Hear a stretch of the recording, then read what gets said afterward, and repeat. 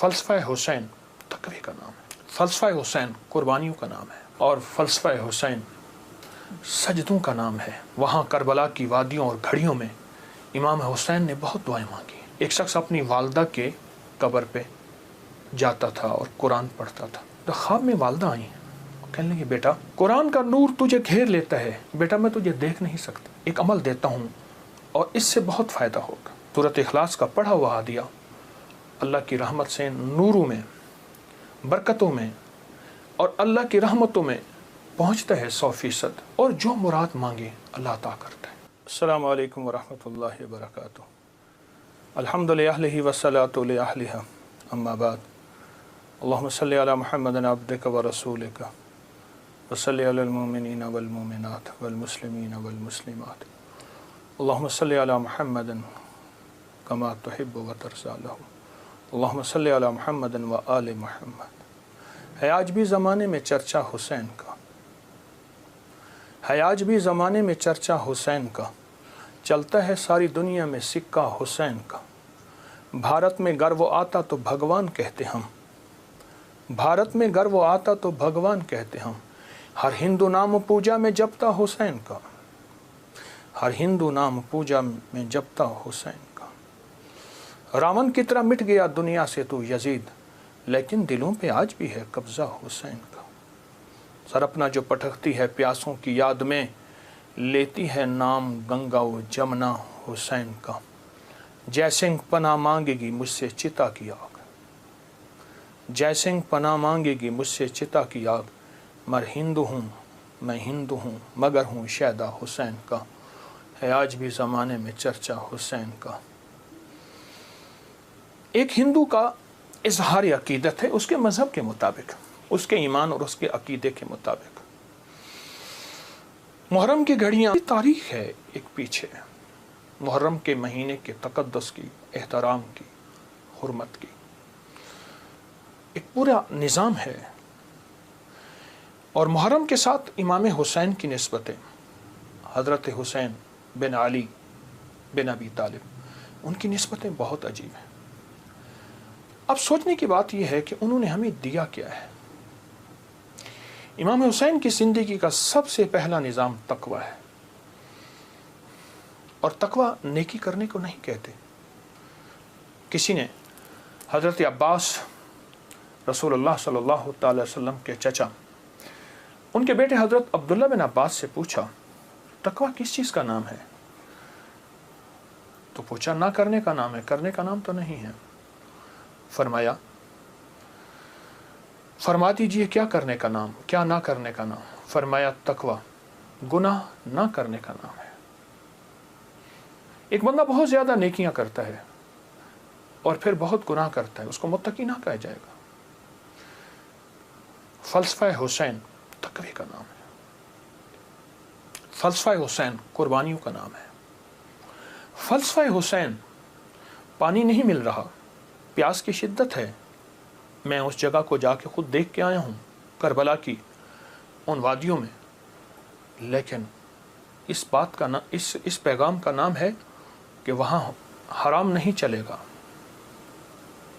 وہاں مشکوک نہیں چلے گا، وہاں حلال طیب اور طاہر زندگی چلے گی۔ ایک نظام ہے۔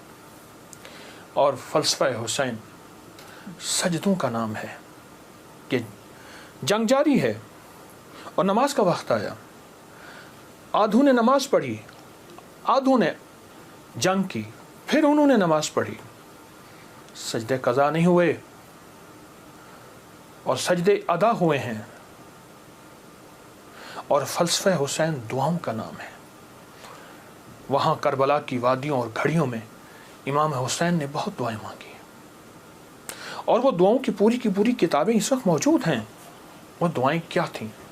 جس میں اللہ کی محبت، جس میں اللہ کے ساتھ عشق، جس میں اس کی ذات عالی کے ساتھ تعلق اور محبت، ان دعاؤں کا نام ہے۔ اور فلسفہ کربلا کا ایک پیغام دیتا ہے کہ خیال کرنا، جب ایک طرف حق ہے اور ایک طرف نہ حق ہے، اور وہ حق حلال کی شکل میں آئے، طیب طاہر کی شکل میں آئے، حلال کی شکل میں، طیب طاہر کی شکل میں آئے، تو پھر حلال کبھی نہ چھوڑنا.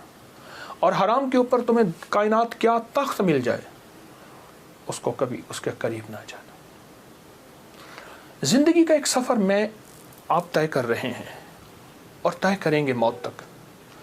وہ ہستیاں زندگی کا سفر طے کر گئیں لیکن انہیں ہم مردہ نہیں کہیں گے. بلیا سی مرنا نہیں گور پہ آ کوئی ہو, کہ ہم مرنے والے نہیں ہیں.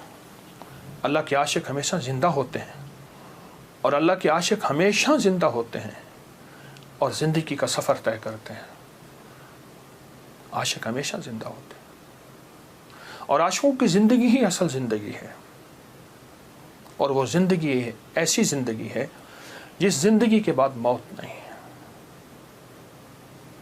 ایک عجیب واقعہ علامہ جلال الدین سیوطی رحمۃ اللہ نے لکھا ہے. ایک شخص اپنی والدہ کے قبر پہ جاتا تھا اور قرآن پڑھتا تھا.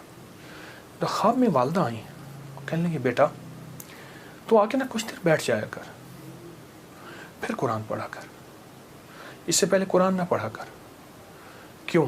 جب تو آتا ہے قرآن کا نور تجھے گھیر لیتا ہے. بیٹا میں تجھے دیکھ نہیں سکتی, تیرے قرآن پڑھنے سے میری قبر نوری, نورانی, روحانی, اس میں روشنی, اس میں برکت, لیکن میں تجھے دیکھنا بھی چاہتی ہوں. ماں ہوں, ماں کی مامتا بیٹے کو دیکھ کے بھی کلیجہ ٹھنڈا کرتی ہے. یہ زندہ ہوتے ہیں, ان کو موت نہیں آتی. انتقال ہوتا ہے, انتقال کہتے ہیں منتقل ہوتے ہیں ایک عالم سے دوسرے عالم. یہ عالم شہود ہے, عالم ارواح سے آئے ہیں ہم, اور عالم برزخ کا سفر ہمارا جاری ہے, آنے والا ہے, جس کا نام موت ہے, فنا ہے. ان ہستیوں نے ہمیں ایک پیغام دیا, ان ہستیوں نے ہمیں ایک زندگی کا سبق دیا کہ کبھی بھی زندگی میں اگر یہ نظام آ جائے تو پھر حلال اور حرام کی پہچان کرنی ہے, پھر حق اور ناحق کی پہچان کرنی ہے.